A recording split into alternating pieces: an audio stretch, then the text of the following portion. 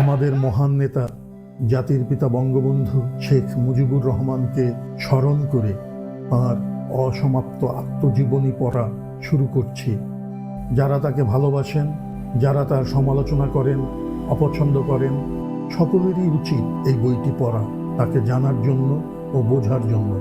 তার সমাজ ভাবনা, রাজনীতি ভাবনা ও বিশ্ব ভাবনার যৎসামান্য পরিচয় পাব এই বইয়ে। আশা করি সবাই সঙ্গে থাকবেন।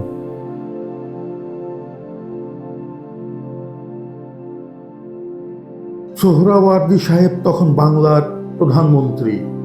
তিনিও বলে দিলেন, শান্তিপূর্ণভাবে যেন এই দিনটা পালন করা হয়। কোনো গোলমাল হলে মুসলিম লীগ সরকারের বদনাম হবে।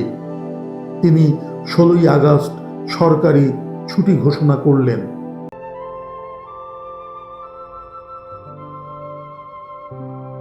এতে কংগ্রেস ও হিন্দু মহাসভা আরও ক্ষেপে গেল।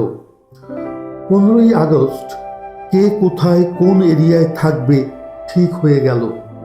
16ই আগস্ট কলকাতার গড়ের মাঠে সভা হবে। সমস্ত এরিয়া থেকে শোভাযাত্রা করে জনসাধারণ আসবে। কলকাতার মুসলমান ছাত্ররা ইসলামিয়া কলেজে সকাল 10টায় জড়ো হবে। আমার উপর ভার দেওয়া হলো ইসলামিয়া কলেজে থাকতে। শুধু সকাল 7টায় আমরা কলকাতা বিশ্ববিদ্যালয়ে যাব মুসলিম লীগের পতাকা উত্তোলন করতে। আমি ও নুরুদ্দিন সাইকেলে করে বিশ্ববিদ্যালয়ে উপস্থিত হলাম, পতাকা উত্তোলন করলাম। কেউই আমাদের বাধা দিল না। আমরা চলে আসার পরে পতাকা নামিয়ে ছিঁড়ে ফেলে দিয়েছিল শুনেছিলাম।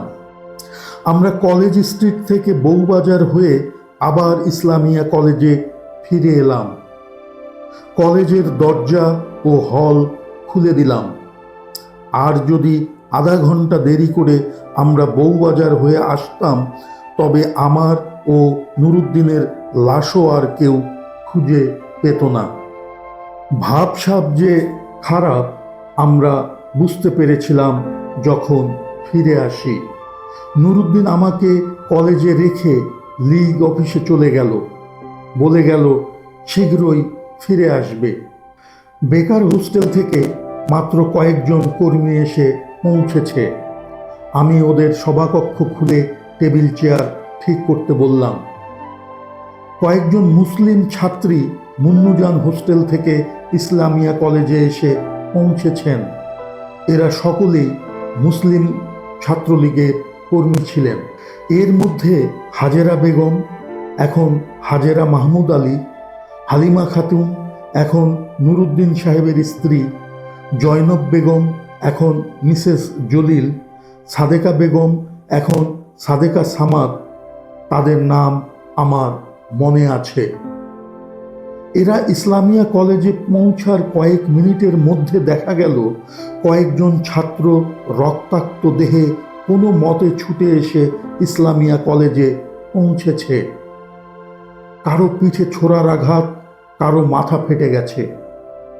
কি যে করব কিছুই বুঝতে পারছি না, কারণ এ জন্যে মোটেই প্রস্তুত ছিলাম না। মেয়েরা এগিয়ে এসে বললেন, যারা জখম হয়েছে তাদের আমাদের কাছে পাঠিয়ে দেন, পানির বন্দোবস্ত করেন। কোথায় এরা কাপড় পাবে ব্যান্ডেজ করতে? যার যার ওড়না ছিঁড়ে শাড়ি কেটে ব্যান্ডেজ করতে শুরু করলো। কাছেই হোস্টেল, তাড়াতাড়ি খবর দিলাম। এদের ব্যান্ডেজ করেই একজন পরিচিত ডাক্তার ছিলেন, তার বাড়িতে পাঠিয়ে দিতে শুরু করলাম। একজন ছাত্র বলল, দল বেঁধে আসলে হিন্দুরা আক্রমণ করছে না, তবে একজন দুজন পেলেই আক্রমণ করছে। আরও খবর এলো, রিপন কলেজে ছাত্ররা পতাকা উত্তোলন করতে গেলে তাদের উপর আক্রমণ হয়েছে। ইসলামিয়া কলেজের কাছে সুরেন ব্যানার্জি রোড, তারপরেই ধর্মতলা ও ওয়েলিংটন স্কয়ারের জংশন। এখানে সকলেই প্রায় হিন্দু বাসিন্দা। আমাদের কাছে খবর এলো ওয়েলিংটন স্কয়ারের মসজিদে আক্রমণ হয়েছে। ইসলামিয়া কলেজের দিকে হিন্দুরা এগিয়ে আসছে।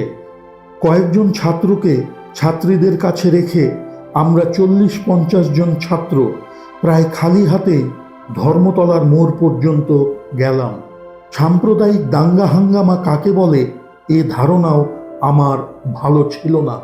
দেখি শত শত হিন্দু সম্প্রদায়ের লোক মসজিদ আক্রমণ করছে। মৌলভী সাহেব পালিয়ে আসছেন আমাদের দিকে, তার পিছে ছুটে আসছে একদল লাঠি ও তলোয়ার হাতে। পাশেই মুসলমানদের কয়েকটা দোকান ছিল। কয়েকজন লোক কিছু লাঠি নিয়ে আমাদের পাশে দাঁড়ালো। আমাদের মধ্য থেকে কয়েকজন পাকিস্তান জিন্দাবাদ দিতে শুরু করলো। দেখতে দেখতে অনেক লোক জমা হয়ে গেল। হিন্দুরা আমাদের সামনাসামনি এসে পড়েছে, বাধা দেওয়া ছাড়া উপায় নাই। ইট পাটকেল যে যা পেল তাই নিয়ে আক্রমণের মোকাবেলা করে গেল। আমরা সব মিলে 150 লোকের বেশি হব না। কে যেন পিছন থেকে এসে আত্মরক্ষার জন্য আমাদের কয়েকখানা লাঠি দিল। এর পূর্বে শুধু ইট দিয়েই মারামারি চলছিল। এর মধ্যে একটা বিরাট শোভাযাত্রা এসে পৌঁছালো। এদের কয়েক জায়গায় বাধা দিয়েছে, রুখতে পারে নাই। তাদের সকলের হাতেই লাঠি। এরা এসে আমাদের সঙ্গে যোগদান করল। কয়েক মিনিটের মধ্যে হিন্দুরা ফিরে গেল, আমরাও ফিরে এলাম। পুলিশ কয়েকবার এসে এর মধ্যে কাঁদানে গ্যাস ছেড়ে চলে গেছে। পুলিশ টহল দিচ্ছে। এখন সমস্ত কলকাতায় হাতাহাতি মারামারি চলছে। মুসলমানরা মোটেই দাঙ্গার জন্য প্রস্তুত ছিল না, এ কথা আমি বলতে পারি। আমরা রওনা করলাম গড়ের মাঠের দিকে। এমনি আমাদের দেরি হয়ে গেছে। লাখ লাখ লোক সভায় উপস্থিত। কালীঘাট, ভবানীপুর, হ্যারিসন রোড, বড়বাজার সকল জায়গায় শোভাযাত্রার উপর আক্রমণ হয়েছে। শহীদ সাহেব বক্তৃতা করলেন এবং তাড়াতাড়ি সকলকে বাড়ি ফিরে যেতে হুকুম দিলেন।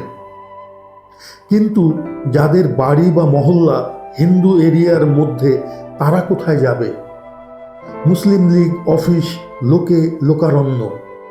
কলকাতা সিটি মুসলিম লীগ অফিসেরও একই অবস্থা।